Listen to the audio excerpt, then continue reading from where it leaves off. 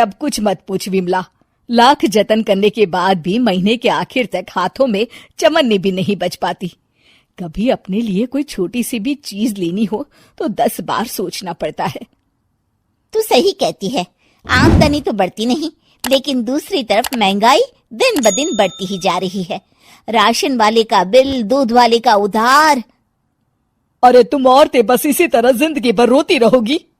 खुद के पैरों पे खड़े होने की सोचो, तब तुम्हें पैसों के लिए किसी का मुंह नहीं देखना पड़ेगा। अरे तू इतनी बड़ी बड़ी बातें कर रही है, तू ही बता दे हम क्या करें। हम औरतें चाहे तो कोई छोटा मोटा व्यापार कर सकती हैं, जैसे कि साड़ी बेचने का। सुधा की बातें सुन सब औरतें हंस पड़ती हैं।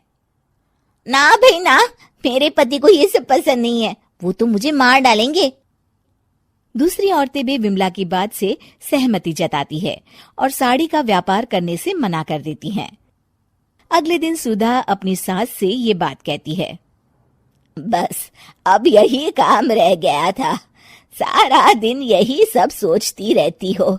अरे बढ़िया आई साड़ी बेचने वाली। तभी वहां सुधा का पति विवेक आता है। अपनी माँ की बात काटते हुए कहता है, अरे माँ, सुधा ठीक ही तो कह रही है। अगर ये साड़ियों का व्यापार करना चाहती है तो इसमें क्या गलत है। मुझे तो सुधा की बात पसंद आई। अरे मजाक है क्या व्यापार करना? अच्छे अच्छों की खटिया खड़ी हो जाती है। मैंने दुनिया देखी है। बेटा तुम लोग ज्यादा हवा में मत उड़ो, और फिर साड़ियाँ खरीदने के लिए पैसे कहाँ से लाएगा? तुम उसकी चिंता मत करो माँ, मैं देख लूंगा। अगले दिन विवेक अपने एक दोस्त से कुछ पैसे उधार लेकर साड़ी के कारखाने से बहुत सारी साड़ियां खरीद लाता है। ये लो सुधा, तुम्हारा ऑनलाइन अकाउंट बन गया है। अब लोग घर बैठे तुमसे साड़ियां खरीद सकते हैं। ये तो बहुत अच्छी बात है। हाँ, और इतना ही नहीं, मैंने इसमें सभी नई डिजाइन की साड़ियों की फोटो भी अपलोड कर दी है। अब बस तुम देखती जाओ। कुछ दिनों के बाद। नमस्ते, मुझे सुधा जी से मिलना है। ओहो, तू कौन है और मेरी बहू से तुझे क्या काम है? माँ जी, मैं सुधा जी से साड़ियाँ खरीदने आया हूँ।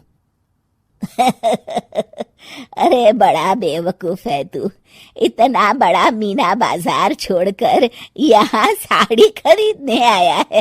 तेरा ऊपर का कोई पेच ढीला है क्या? अरे माँ जी, आप नहीं जानती, आजकल ऑनलाइन का जमाना है, समय और पैसे दोनों की बचत होती है। तभी वहां सुधा आ जाती है। सुधा बिरजू को साड़ियाँ दिखाती है। क्या बात है सुधा बहन जी, आपके पास तो बहुत ही सुंदर सुंदर साड़ियाँ हैं। एक काम करिए, ये वाली दे दीजिए और ये वाली भी। छोड़िए, एक काम करिए, ये सभी ही दे दीजिए। सुधा की सास हैरान रह जाती है। अरे इतनी साड़ी का तू करेगा क्या? अरे माँ जी, मेरी बीवी पहनेगी। अरे कितनी बीवियां है तेरी? माँ जी, आप भी ना, बीवी तो एक ही है। पहले तो मैं 2-4 साड़ियाँ लेने आया था, लेकिन अब पूरी 20 साड़ियाँ ले जा रहा हूँ। ये लीजिए सुधा बहन जी, आपके पैसे। चलता हूँ। धीरे धीरे सुधा के द्वारा घर में खोली गई छोटी सी दुकान चल पड़ती है और देखते ही देखते सुधा के घर ग्राहकों की लाइन लग जाती है।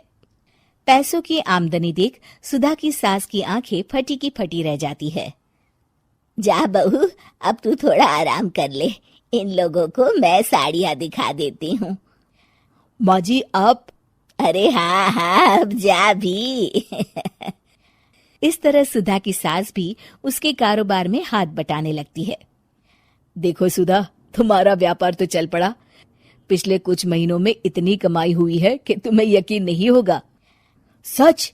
हाँ, और तुम्हें पता है माँ, दोस्त से लिया हुआ उधार भी चुकता करके अच्छे खासे पैसों की बचत भी हो गई है।